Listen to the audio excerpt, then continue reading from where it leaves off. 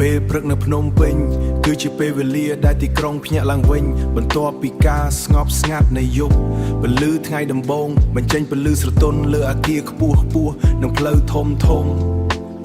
បង្កើតអារម្មណ៍ស្រស់ស្រាយនិងពោរពេញដោយថាមពលថ្មីខ្យល់ត្រជាក់បន្តិចនៅពេលព្រឹកប៉ះពាល់មកមនុស្សធ្វើឲ្យមានអារម្មណ៍ស្រួលនិងត្រៀមខ្លួនសម្រាប់ថ្ងៃថ្មីមួយ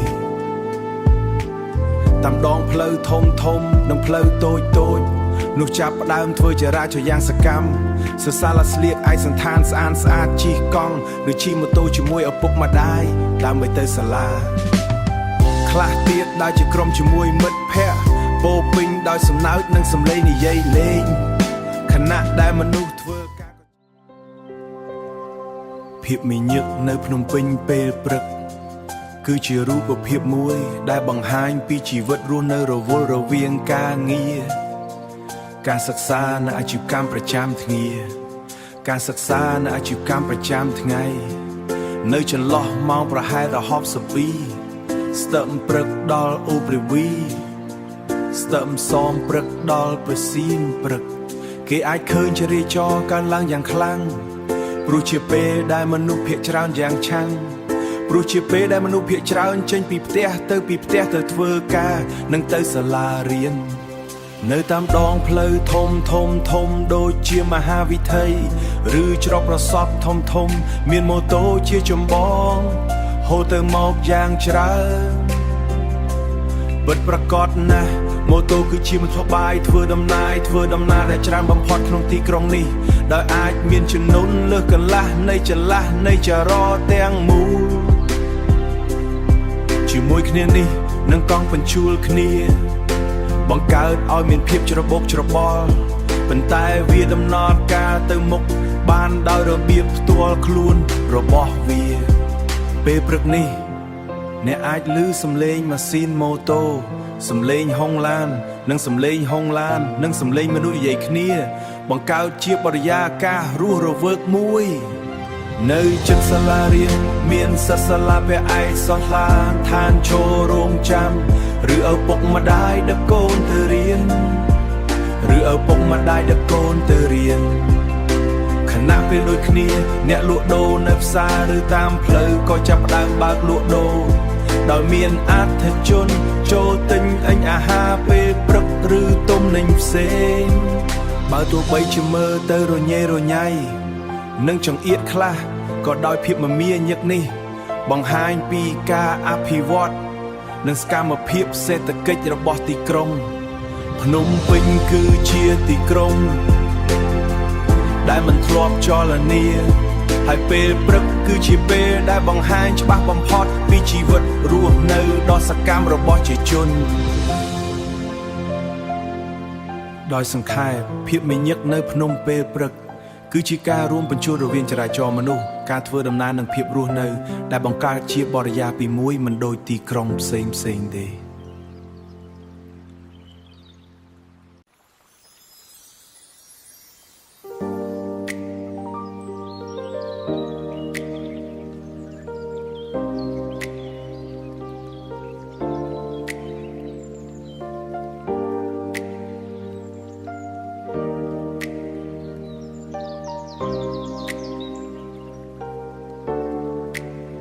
ពេលព្រឹកនៅភ្នំពេញគឺជាពេលវេលាដែលទីក្រុងភ្ញាក់ឡើងវិញបន្ពីការស្ងប់ស្ងាត់នៃយប់ពលឺថ្ងៃដំបូងបញ្ចេញពលឺស្រលឺស្រទន់លើអគារខ្ពស់និងផ្លូវធំបង្កើតអារម្មណ៍ស្រាយនិងពោរពេញដោយថាមពលថ្មីខ្យល់ត្រជាក់នៅពេលព្រឹកប៉ះពាល់មុខមនុស្សធ្វើឲ្យមានអារម្មណ៍ស្រួលនិងត្រៀមខ្លួនសម្រាប់ថ្ងៃថ្មីមួយតាមដងផ្លូវធំនិងផ្លូវតូចមនុស្សចាប់ផ្ដើមធ្វើចរាចរណ៍យ៉ាងសកម្មសិស្សសាលាស្លៀកឯកសណ្ឋានស្អាតនិងសំឡេងនិយាយលេងខណៈដែលមនុស្សធ្វើការក៏ចាប់ផ្ដើមធ្វើដំណើរទៅកាន់កន្លែងការងារមានទាំងអ្នកជិះម៉ូតូឡាននិងរថយន្តសាធារណៈបង្កើតចរាចរណ៍មាញឹកប៉ុន្តែមានរបៀបរៀបរយតាមស្ថានភាពនៃទីក្រុងធំមួយនៅតាមផ្សារនិងតាមចិញ្ចើមផ្លូវបានរៀបចំទិញរបញរពោគេតាំងពីព្រលឹមក្លិនអាហារពេលព្រឹកដូចជ ជ្រូកនំទាវនិងគុយទាវនិងកាហ្វេហ្វេក្តៅប្រែប្រួលជាមួយខ្យល់ប្រែប្រួលជាមួយខ្យល់បង្កើតអារម្មណ៍ឃ្លាននិងទាក់ទាញអតិថិជនមនុស្សជាច្រើនឈប់ទិញអាហារមិនដំណើរទៅសាលាសំលេងហៅអតិថិជននិងសំលេងចរចាឬទៅសាលាបន្សំជាមួយសំលេងម៉ាស៊ីនម៉ូតូនិងឡានបង្កើតជាបរិយាកាសរស់រវើកដែលពិបាករកឃើញនៅទីក្រុងផ្សេងមិនត្រឹមតែប៉ុណ្ណោះនៅតាមប៉ុណ្ណោះនៅតាមសួនច្បារនិងចិត្តទន្លេមនុស្សមួយចំនួនកុំហាត់ដើរលេងឬរត់ហាត់ប្រាណដើម្បីថែរក្សាសុខភាពមនុស្សចាស់ហាត់មនុស្សចាស់ហាត់ជាខណៈដែលយុវវ័យជិះរត់ជាការចាប់ថ្ងៃថ្មីដោយថាមពលវិជ្ជមាន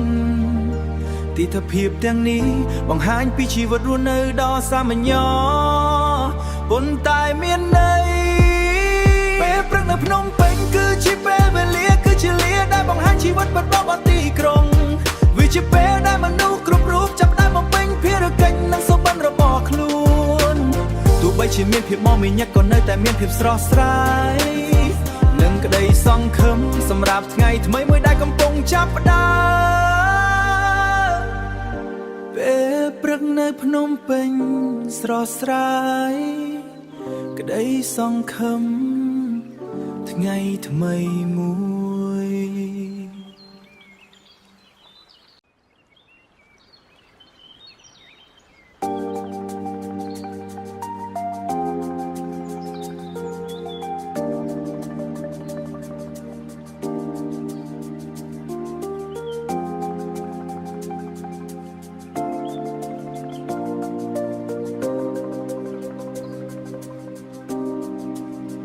ពេលព្រឹកនៅភ្នំពេញគឺជាពេលវេលាដែលទីក្រុងភ្ញាក់ឡើងវិញបន្ទាប់ពីការស្ងប់ស្ងាត់នៃយប់ពន្លឺថ្ងៃដំបូងបញ្ចេញពន្លឺស្រទន់លើអគារខ្ពស់ធំនិងផ្លូវធំបង្កើតអារម្មណ៍ស្រស់ស្រាយនិងពោពេញដោយថាមពលថ្មីខ្យល់ត្រជាក់បន្តិចនៅពេលព្រឹកប៉ះពាល់មុខមនុស្សធ្វើឲ្យមានអារម្មណ៍ស្រួលនិងត្រៀនអារម្មណ៍ស្រួលខ្យល់ត្រជាក់បន្តិចនៅពេលព្រឹកធ្វើឲ្យមានអារម្មណ៍ស្រួលនិងត្រៀមខ្លួនសម្រាប់ថ្ងៃថ្មីមួយតាមដងផ្លូវធំនិងផ្លូវទៅតូចមនុស្សចាប់ផ្ដើមធ្វើជារាជយ៉ាងសកម្មសិស្សសាលាស្លៀកឯកសន្តានស្អាតជិះកង់ឬជិះម៉ូតូជាមួយឪពុកម្ដាយដើម្បីទៅសាលាធាតុដើរជាក្រុមជាមួយមិត្តភ័ក្តិពោពេញដោយសំណើចនិងសំឡេងនិយាយលេងខណៈដែលមនុស្សធ្វើការក៏ចាប់ផ្ដើមធ្វើដំណើរទៅកាន់កន្លែងការងារមានទាំងអ្នកជិះម៉ូតូឡាននិងរថយន្តសាធារណៈបង្កើតជារាចរណ៍មកមានញឹកប៉ុន្តែមានរបៀបរៀបរយតាមសន្តាននៃទីក្រុងធំមួយ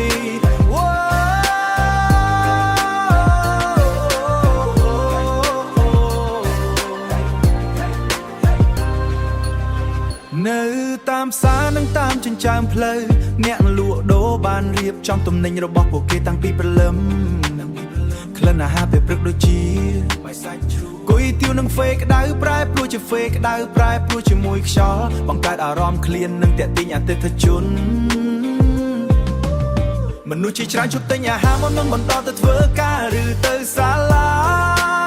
សំឡេងហៅអតិថិជននិងសំឡេងចរចា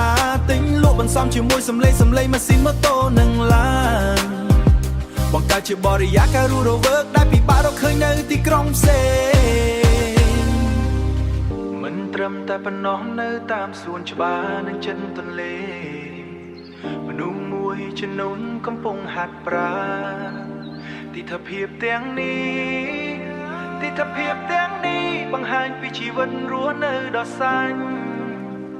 ប៉ុន្តែមានន័យ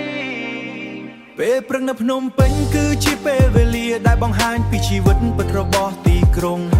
វាជាពេលដែលមនុស្សគ្រប់រូបចាប់ផ្ដើមបំពេញភារកិច្ចនិងសុបិនរបស់ខ្លួនទោះបីជាមានមមាញឹកក៏នៅតែមានភាពស្រស់ស្រាយនិងក្តីសង្ឃឹមសម្រាប់ថ្ងៃថ្មីមួយដែលកំពុងចាប់ផ្ដើម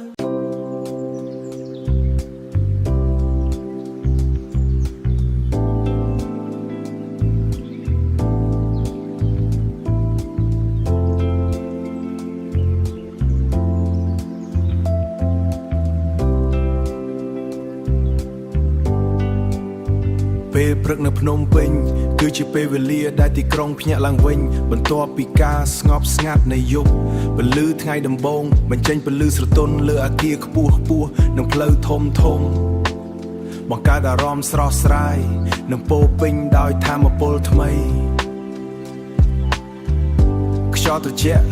បន្តិចនៅពេលព្រឹកប៉ះពាល់មកមនុស្សធ្វើឲ្យមានអារម្មណ៍ស្រួលនិងត្រៀមខ្លួនសម្រាប់ថ្ងៃថ្មីមួយតាមដងផ្លូវធំធំនិងផ្លូវតូចតូចនោះចាប់ផ្ដើមធ្វើចរាចរណ៍យ៉ាងសកម្មសិស្សាលាស្លៀកឯកសណ្ឋានស្អាតស្អាតជិះកង់ឬជិះម៉ូតូជាមួយឪពុកម្ដាយដើម្បីទៅសាលាខ្លះទៀតដើរជាក្រុមជាមួយមិត្តភ័ក្តិពោរពេញដោយសំណើចនិងសំឡេងនិយាយលេងខណៈដែលមនុស្សធ្វើការក៏ចាប់ផ្ដើមធ្វើដំណើរទៅកាន់កន្លែងការងារមានទាំងអ្នកជិះម៉ូឡាននិងរថយន្តសាធារណៈបង្កើតចរាចរណ៍មមាញឹកប៉ុន្តែមានរបៀបរៀបរយតាមសន្តាននៃទីក្រុងធំមួយនៅតាមផ្សារនិងតាមចិញ្ចើមផ្លូវបានរៀបចំទំនិញរបស់ពួកគេតាំងពីព្រលឹមក្លិនអាហារពេលព្រឹកដូចជាវនំបញ្ចុកគុយទាវនិងកាហ្វេប្រែប្រួលជាមួយខ្យល់បង្កើតអារម្មណ៍ឃ្លាននិងទាក់ទាញអតិថិជនមនុស្សជាច្រើនឈប់ទិញអាហារមុននឹងបន្តដំណើរទៅធ្វើការឬទៅសាលាសំឡេងហៅទៅជននិងសំឡេងចរចាទិញលក់បន្សំជាមួយសំឡេងម៉ាស៊ីនម៉ូតូនិងឡានបង្កើតជាបរិយាកាសរស់រវើកដែលពិបាករកឃើញនៅទីក្រុងផ្សេងមិនត្រឹមតែប៉ុណ្ណោះនៅតាមសួនច្បារនិងជិតទន្លេមនុស្សមួយចំនួនកំពុងហាត់ប្រាណដើរលេងឬរត់ហាត់ប្រាណដើម្បីថែរក្សាសុខភាពមនុស្សចាស់ហាត់តែជិះខណៈដែលយុវវ័យរត់ឬជិះកង់ជាការចាប់ថ្ងៃថ្មីដែលថាមពលវិជ្ជមានទិដ្ឋភាពទាំងនេះបង្ហាញពីជីវិតរស់នៅដ៏សាមញ្ញប៉ុន្តែមានន័យពេលព្រឹកនៅភ្នំពេញគឺជាពេលវេលាដែលបង្ហាញពីជីវិតរបស់ទីក្រុង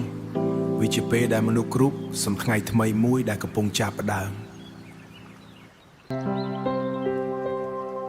ភាពមាញឹកនៅភ្នំពេញពេលព្រឹកគឺជារូបភាពមួយដែលបង្ហាញពីជីវិតរស់នៅរវល់រវាងការងារការសិក្សានៅអាជីវកម្មប្រចាំថ្ងៃការសិក្សានៅអាជីវកម្មប្រចាំថ្ងៃនៅចន្លោះម៉ោងប្រហែល10សពីស្ទឹមព្រឹកដល់អូព្រះវីស្ទឹមសមព្រឹកដល់ប្រសៀងព្រឹកគេអាចឃើញចរាចរណ៍កើនឡើងយ៉ាងខ្លាំងព្រោះជាពេលដែលមនុស្សភាគច្រើនយ៉ាងឆាំងព្រោះជាពេលដែលមនុស្សភាគច្រើនចេញពីផ្ទះទៅធ្វើការនិងទៅសាលារៀន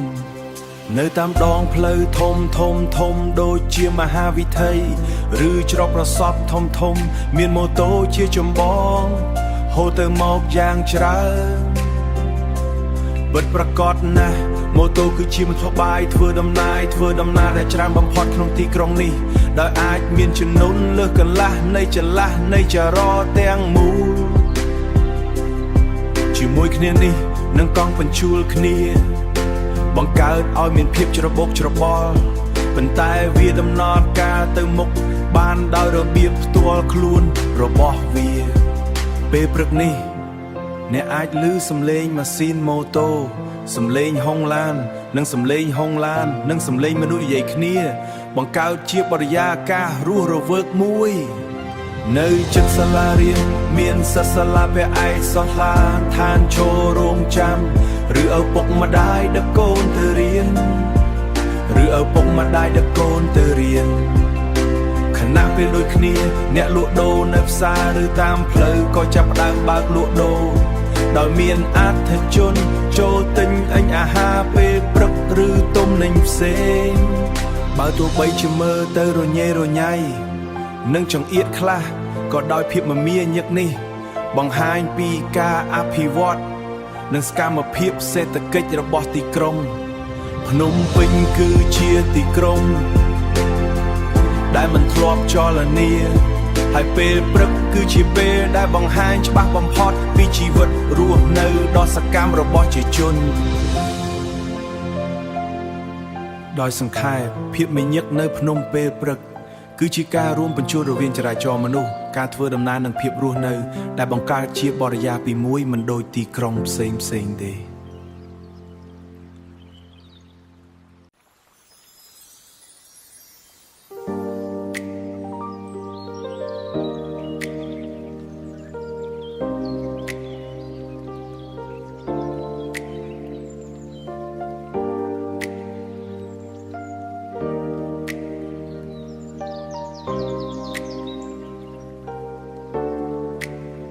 ពេលព្រឹកនៅភ្នំពេញគឺជាពេលវេលាដែលទីក្រុងភ្ញាក់ឡើងវិញបន្ពីការស្ងប់ស្ងាត់នៃយប់ពលឺថ្ងៃដំបូងបញ្ចេញពលឺស្រលឺស្រទន់លើអាគារខ្ពស់និងផ្លូវធំបង្កើតអារម្មណ៍ស្រ័យនិងពោពេញដោយថាមពលថ្មីខ្យល់ត្រជាក់នៅពេលព្រឹកប៉ះពាល់មុខមនុស្សធ្វើឲ្យមានអារម្មណ៍ស្រួលនិងត្រៀមខ្លួនសម្រាប់ថ្ងៃថ្មីមួយតាមដងផ្លូវធំនិងផ្លូវតូចមនុស្សចាប់ផ្ដើមធ្វើជារាចរយ៉ាងសកម្មសិស្សសាលាស្លៀកឯកសណ្ឋានស្អាតនិងសំឡេងនិយាយលេងខណៈដែលមនុស្សធ្វើការក៏ចាប់ផ្ដើមធ្វើដំណើរទៅកាន់កន្លែងការងារមានទាំងអ្នកជិះម៉ូតូឡាននិងរថយន្តសាធារណៈបង្កើតជារាចរណ៍មួយញឹកប៉ុន្តែមានរបៀបរៀបរយតាមស្ថានភាពហានៃទីក្រុងធំមួយនៅតាមផ្សារនិងតាមចិញ្ចើមផ្លូវបានរៀបចំទិញរបញរពោគេតាំងពីព្រលឹមក្លិនអាហារពេលព្រឹកដូចជ្រូកនំទាវនិងគុយទាវនិងកាហ្វេក្ដៅប្រែប្រួលជាមួយខ្យល់បង្កើតអារម្មណ៍ឃ្លាននិងទាក់ទាញអតិថិជនមនុស្សជាច្រើនឈប់ទិញអាហារមុនដំណើរទៅសាលាសំឡេងហៅអតិថិជននិងសំឡេងចរចាឬទៅសាលាបន្សំជាមួយសំឡេងម៉ាស៊ីនម៉ូតូនិងឡានបង្កើតជាបរិយាកាសរស់រវើកដែលពិបាករកឃើញនៅទីក្រុងផ្សេងមិនត្រឹមតែប៉ុណ្ណោះនៅតាមសួនច្បារនិងចិត្តទន្លេមនុស្សមួយចំនួនកុំហាត់ដើរលេងឬរត់ហាត់ប្រាណដើម្បីថែរក្សាសុខភាពមនុស្សចាស់ហាត់ជាខណៈដែលយុវវ័យជិះរត់ជាការចាប់ថ្ងៃថ្មីដែលថាមពលវិជ្ជមានទិដ្ឋភាពទាំងនេះបង្ហាញពីជីវិតរស់នៅដ៏សាមញ្ញប៉ុន្តែមានន័យពេលព្រឹកនៅភ្នំពេញគឺជាពេលវេលាគឺជាលាដែលបង្ហាញជីវិតបត់បទីក្រុងវាជាពេលដែលមនុស្សគ្រប់រូបចាប់ផ្ដើមបំពេញភារកិច្ចនិងសុបិនរបស់ខ្លួនទោះបីជាមានភាពមមាញឹកក៏នៅតែមានភាពស្រស់ស្រាយនិងក្តីសង្ឃឹមសម្រាប់ថ្ងៃថ្មីមួយដែលកំពុងចាប់ផ្ដើមពេលព្រឹកនៅភ្នំពេញស្រស់ស្រាយក្តីសង្ឃឹមថ្ងៃថ្មីមួយ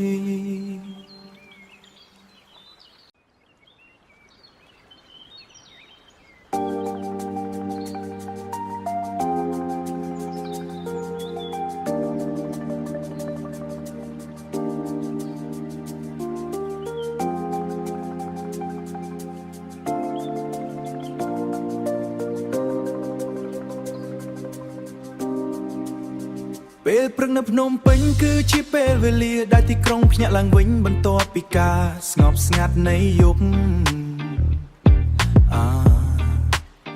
ពន្លឺថ្ងៃដំបូងបញ្ចេញពន្លឺស្រទន់លើអាគារខ្ពស់ធំនិងផ្លូវធំបង្កើតអារម្មណ៍ស្រស់ស្រាយនិងពោពេញដោយថាមពលថ្មីខ្យល់ត្រជាក់បន្តិចនៅពេលព្រឹកប៉ះពាល់មុខមនុស្សធ្វើឲ្យមានអារម្មណ៍ស្រួលនិងត្រៀនអារម្មណ៍ស្រួលខ្យល់ត្រជាក់បន្តិចនៅពេលព្រឹកធ្វើឲ្យមានអារម្មណ៍ស្រួលនិងត្រៀមខ្លួនសម្រាប់ថ្ងៃថ្មីមួយតាមដងផ្លូវធំនិងផ្លូវតូចមនុស្សចាប់ផ្ដើមធ្វើជារាចរយ៉ាងសកម្មសិស្សសាលាស្លៀកឯកសណ្ឋានស្អាតជិះកង់ឬជិះម៉ូតូជាមួយឪពុកម្ដាយដើម្បីទៅសាលាធាតុដើរជាក្រុមជាមួយមិត្តភ័ក្តិពោពេញដោយសំណើចនិងសំឡេងនិយាយលេងខណៈដែលមនុស្សធ្វើការក៏ចាប់ផ្ដើមធ្វើដំណើរទៅកាន់កន្លែងការងារមានទាំងអ្នកជិះម៉ូតូឡាននិងរថយន្តសាធារណៈបង្កើតជារាចរណ៍មួយញឹកប៉ុន្តែមានរបៀបរៀបរយតាមសន្តិភាពនៃទីក្រុងធំមួយ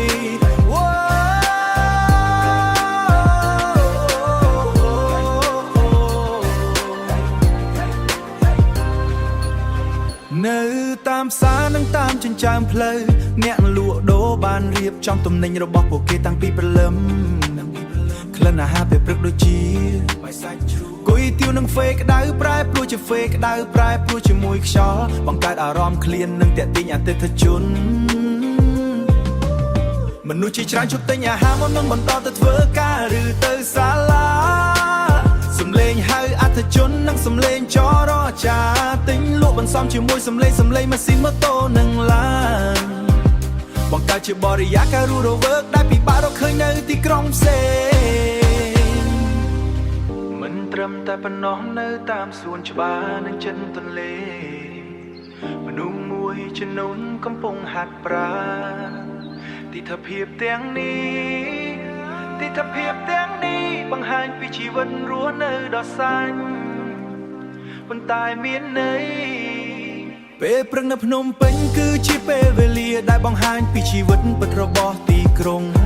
វាជាពេលដែលមនុស្សគ្រប់រូបចាប់ផ្ដើមបំពេញភារកិច្ចនិងសុបិនរបស់ខ្លួនទោះបីជាមានមមាញឹកក៏នៅតែមានភាពស្រស់ស្រាយនិងក្តីសង្ឃឹមសម្រាប់ថ្ងៃថ្មីមួយដែលកំពុងចាប់ផ្ដើម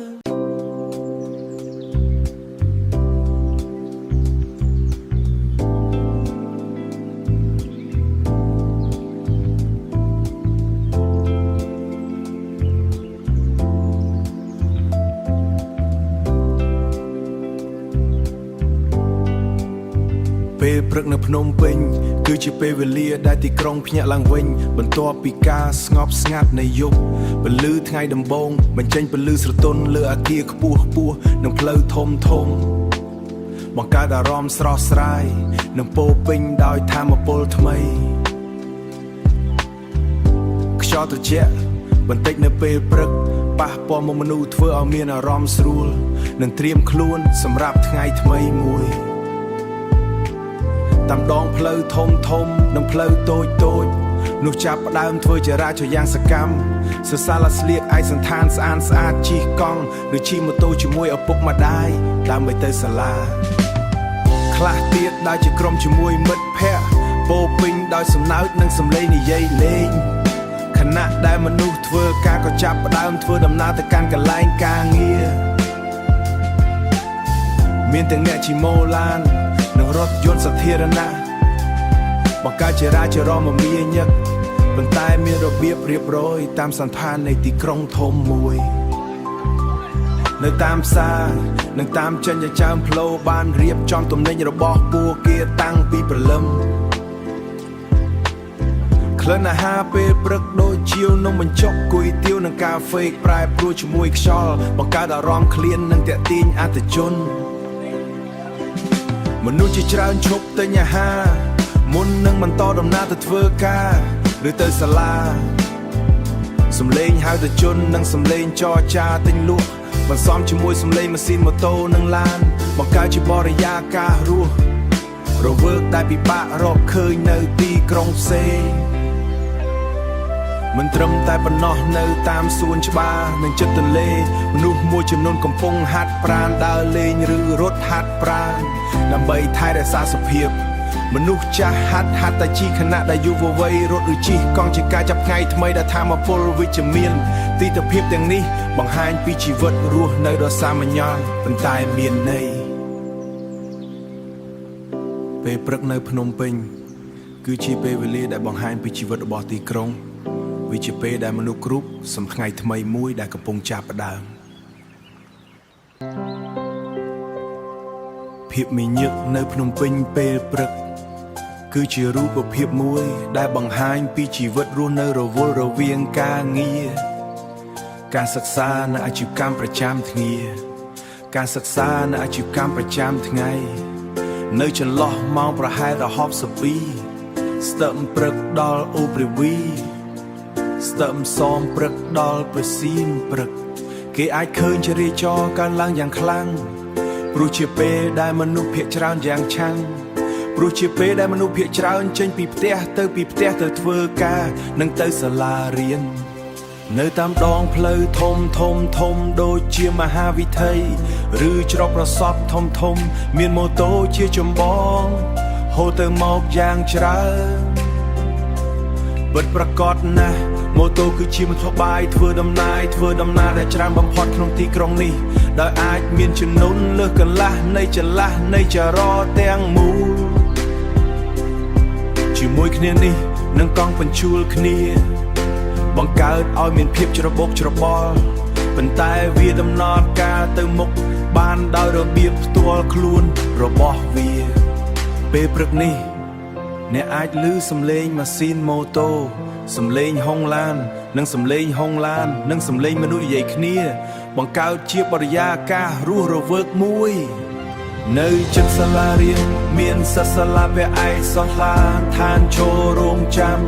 ឬឪពុកម្ដាយដឹកកូនទៅរៀនឬឪពុកម្ដាយដឹកកូនទៅរៀនខណៈពេលដូចគ្នាអ្នកលក់ដូរនៅផ្សារឬតាមផ្លូវក៏ចាប់ផ្ដើមបើកលក់ដូរដោយមានអតិថិជនចូលទិញអញអាហារពេលព្រឹកឬទំនិញផ្សេងបើទោះបីជាមើលទៅរញ៉េរញ៉ៃនិងចង្អៀតខ្លះក៏ដោយភាពមមាញឹកនេះបង្ហាញពីការអភិវឌ្ឍនិងសកម្មភាពសេដ្ឋកិច្ចរបស់ទីក្រុងភ្នំពេញគឺជាទីក្រុង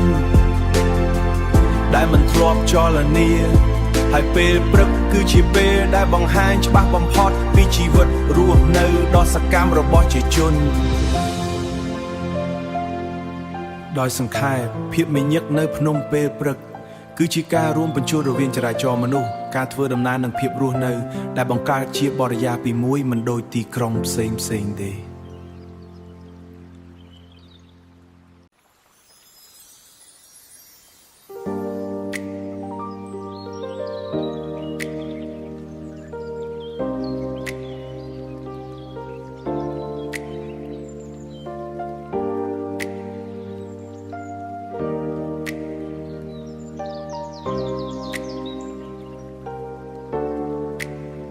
ពេលព្រឹកនៅភ្នំពេញគឺជាពេលវេលាដែលទីក្រុងភ្ញាក់ឡើងវិញបន្ពីការស្ងប់ស្ងាត់នៃយប់ពលឺថ្ងៃដំបូងបញ្ចេញពលឺស្រលឺស្រទន់លើអគារខ្ពស់ខ្ពស់និងផ្លូវធំធំបង្កើតអារម្មណ៍ស្រ័យនិងពោពេញដោយថាមពលថ្មីខ្យល់ត្រជាក់នៅពេលព្រឹកប៉ះពាល់មុខមនុស្សធ្វើឲ្យមានអារម្មណ៍ស្រួលនិងត្រៀមខ្លួនសម្រាប់ថ្ងៃថ្មីមួយតាមដងផ្លូវធំធំនិងផ្លូវតូចតូចមនុស្សចាប់ផ្ដើមធ្វើជារាជយ៉ាងសកម្មសិស្សសាលាស្លៀកឯកសណ្ឋានស្អាតនិងសំឡេងនិយាយលេងខណៈដែលមនុស្សធ្វើការក៏ចាប់ផ្ដើមធ្វើដំណើរទៅកាន់កន្លែងការងារមានទាំងអ្នកជិះម៉ូតូឡាននិងរថយន្តសាធារណៈបង្កើតជារាចរណ៍មួយញឹកប៉ុន្តែមានរបៀបរៀបរយតាមស្ថានភាពហានៃទីក្រុងធំមួយនៅតាមផ្សារនិងតាមចិញ្ចើមផ្លូវបានរៀបចំទិញរបញរពោគេតាំងពីព្រលឹមក្លិនអាហារពេលព្រឹកដូចជ្រូកនំទាវនិងគុយទាវនិងកាហ្វេក្តៅប្រែប្រួលជាមួយខ្យល់បង្កើតអារម្មណ៍ឃ្លាននិងទាក់ទាញអតិថិជនមនុស្សជាច្រើនឈប់ទិញអាហារមុនដំណើរទៅសាលាសំឡេងហៅអតិថិជននិងសំឡេងចរចាឬទៅសាលាបន្សំជាមួយសំឡេងម៉ាស៊ីនម៉ូតូនិងឡានបង្កើតជាបរិយាកាសរស់រវើកដែលពិបាករកឃើញនៅទីក្រុងផ្សេងមិនត្រឹមតែប៉ុណ្ណោះនៅតាមសួនច្បារនិងចិត្តទន្លេមនុស្សមួយចំនួនកុំហាត់ដើរលេងឬរត់ហាត់ប្រាណដើម្បីថែរក្សាសុខភាពមនុស្សចាស់ហាត់ជាខណៈដែលយុវវ័យជិះរត់ជាការចាប់ថ្ងៃថ្មីដែលថាមពលវិជ្ជមានទិដ្ឋភាពទាំងនេះបង្ហាញពីជីវិតរស់នៅដ៏សាមញ្ញប៉ុន្តែមានន័យពេលព្រឹកនៅភ្នំពេញគឺជាពេលវេលាដែលបង្ហាញជីវិតបត់បោទីក្រុងវាជាពេលដែលមនុស្សគ្រប់រូបចាប់ផ្ដើមបំពេញភារកិច្ចនិងសុបិនរបស់ខ្លួនទោះបីជាមានភាពមមាញឹកក៏នៅតែមានភាពស្រស់ស្រាយនិងក្តីសង្ឃឹមសម្រាប់ថ្ងៃថ្មីមួយដែលកំពុងចាប់ផ្ដើមពេលព្រឹកនៅភ្នំពេញស្រស់ស្រាយក្តីសង្ឃឹមថ្ងៃថ្មីមួយ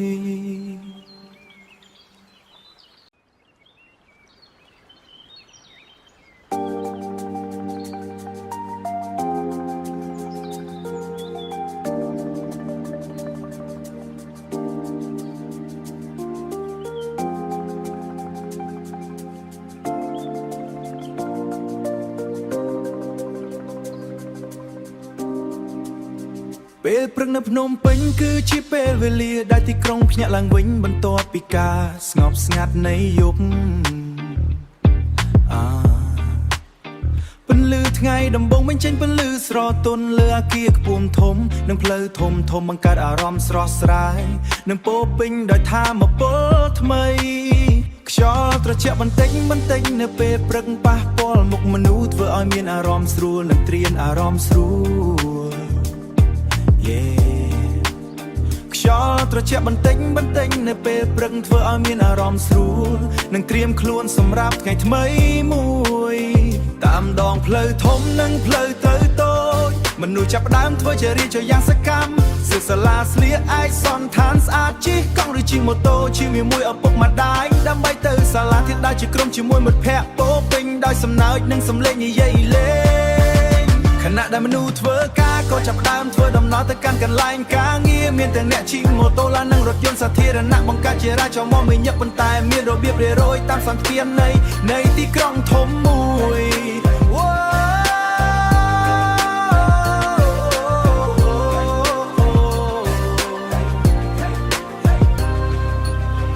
នៅតាមផ្សារនិងតាមចិញ្ចើមផ្លូវអ្នកលក់ដូរបានរៀបចំទំនិញរបស់ពួកគេតាំងពីព្រលឹមក្លិនអាហារពេលព្រឹកដូចជាគុយទាវនិងហ្វេក្តៅប្រែប្រួលជាហ្វេក្តៅប្រែប្រួលជាមួយខ្យល់បង្កើតអារម្មណ៍ឃ្លាននិងទាក់ទាញអតិថិជនមនុស្សជាច្រើនជប់ទិញអាហារមុននឹងបន្តទៅធ្វើការឬទៅសាលាសំឡេងហៅអតិថិជននិងសំឡេងចរចាទិញលក់បន្សំជាមួយសំឡេងម៉ាស៊ីនម៉ូតូនិងឡានបង្កើតជាបរិយាកាសរស់រវើកដែលពិបាករកឃើញនៅទីក្រុងផ្សេងមិនត្រឹមតែប៉ុណ្ណោះនៅតាមសួនច្បារនិងចិនទន្លេមនុស្សមួយចំនួនកំពុងហាត់ប្រាណទិដ្ឋភាពទាំងនេះបង្ហាញពីជីវិតរស់នៅដ៏សាញ់ប៉ុន្តែមានន័យពេលព្រឹកនៅភ្នំពេញគឺជាពេលវេលាដែលបង្ហាញពីជីវិតពិតរបស់ទីក្រុងវាជាពេលដែលមនុស្សគ្រប់រូបចាប់ផ្ដើមបំពេញភារកិច្ចនិងសុបិនរបស់ខ្លួនទោះបីជាមានមមាញឹកក៏នៅតែមានភាពស្រស់ស្រាយនិងក្តីសង្ឃឹមសម្រាប់ថ្ងៃថ្មីមួយដែលកំពុងចាប់ផ្ដើម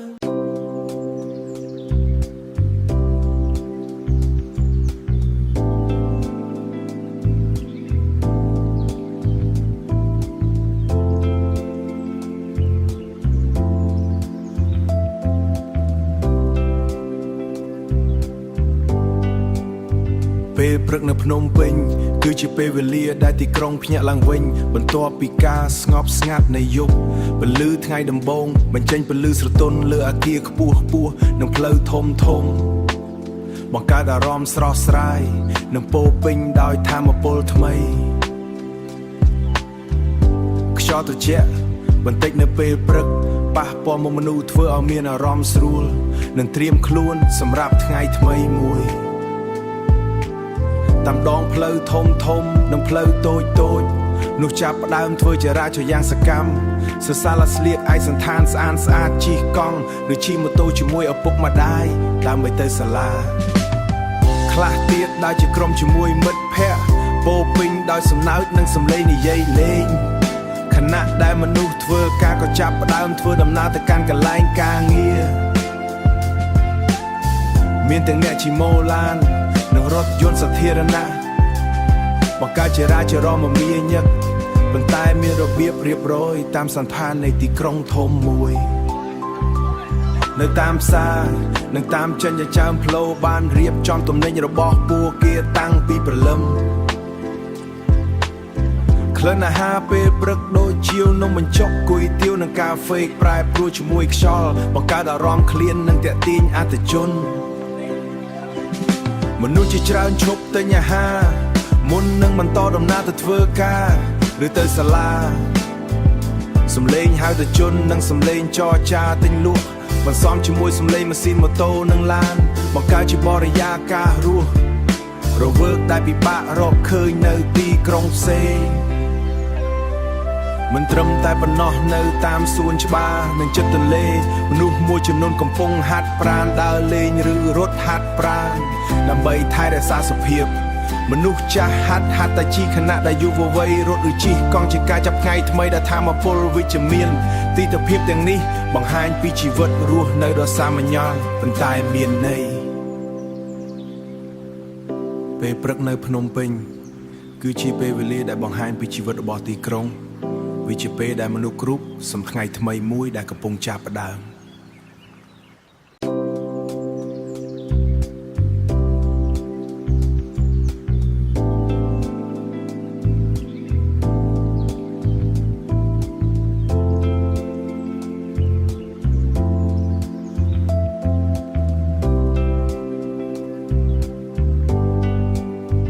ពេលព្រឹកនៅភ្នំពេញ